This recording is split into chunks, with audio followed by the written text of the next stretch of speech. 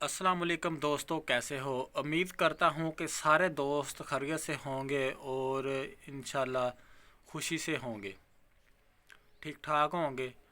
तो आज की वीडियो है, उसका टॉपिक ये है कि मतलब आप अपने घर का स्ट्रक्चर तैयार करवाते हैं।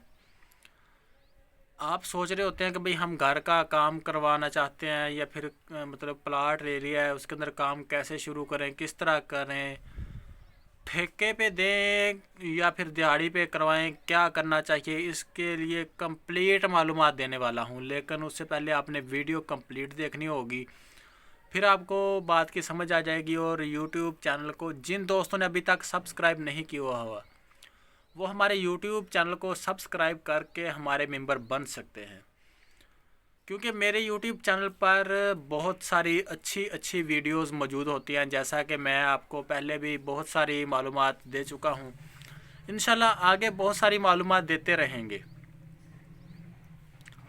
अब आते हैं जो है ना टॉपिक जो हमने पकड़ा है आज के, मतलब काम किस तरह करवाना चाहिए, क्या पॉइंट होने चाहिए बिल्डिंग के अंदर।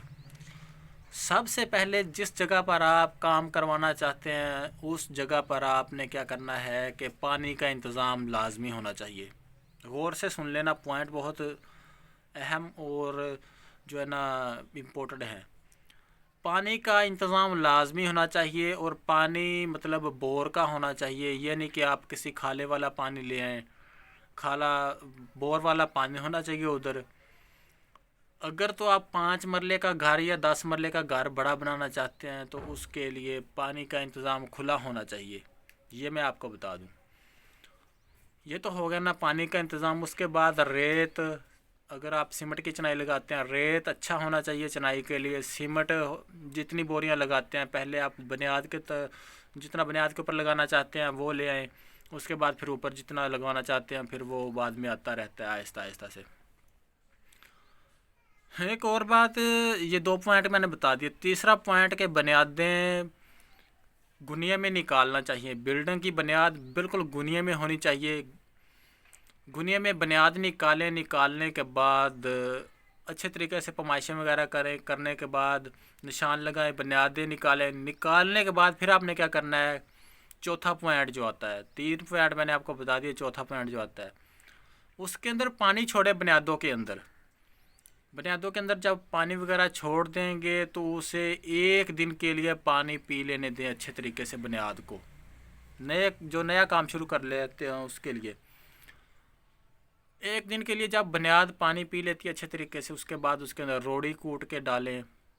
3-4 इंच रोड़ी होनी चाहिए। उसके ऊपर मसाला होना चाहिए 4 1 वाला, 4 1 वाला मसाला उसके ऊपर डालें, बुनियाद के ऊपर जो लेआउट बनाते हैं बुनियाद की, वो होना चाहिए। फिर क्या करना चाहिए कि आपको उसी के ऊपर जो चुनाई उठानी चाहिए। सबसे पहले जो बुनियाद मकान की जान होती है, जड़ होती है, 27 का जो है ना रदा लगाएं।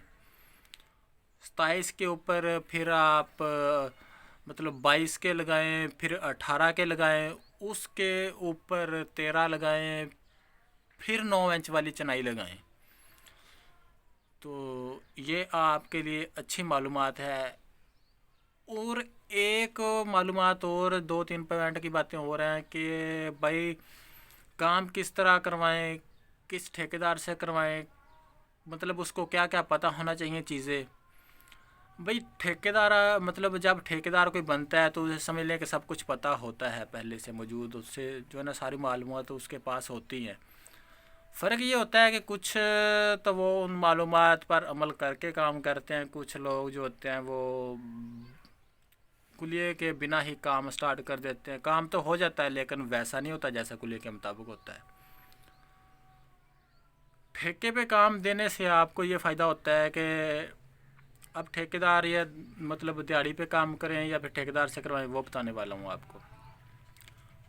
ठेके पे काम दें आप, और ठेकेदार से रेट तय कर लें। बुनियाद से लेकर घर तैयार करने तक कंप्लीट रेट आपने तय करना होगा। अब मैं आपको बताता हूँ कि ठेकेदार को ठेका देने से आपको क्या फ़ायदा होगा। देखें, जब आप इतना बड़ा काम करवाते हैं तो कम से कम 1 साल या फिर 6 महीने तो लग जाते हैं 5 मरले का घर तैयार करते हुए। इतनी लेबर लगाना आपके लिए पॉसिबल नहीं होगा, क्योंकि आपको यही नहीं इल्म होगा कि भाई ये आदमी रियल है या फिर कोई मतलब ऐसी इसने कांडी तैसी पकड़ रखी है, ये काम करता भी है या नहीं, ये मिस्त्री भी है या नहीं। देखें, एक दिन आप उससे लगवाएं, वो काम तो ख़राब करके चला गया, दूसरे दिन आप ना लगाएंगे लेकिन आपका काम तो ख़राब हो जाएगा ना। इसी तरह जो ठेकेदारों के पास मिस्त्री होते हैं वो प्रॉपर वो चल रहे होते हैं, प्रॉपर वो उन्हें पता होता है कि भाई हमने ऐसा काम करना है और इस तरह करना है। ठेकेदार की ज़िम्मेदारी बन जाती है, वो हर हाल में काम ठीक करके देते हैं आपको।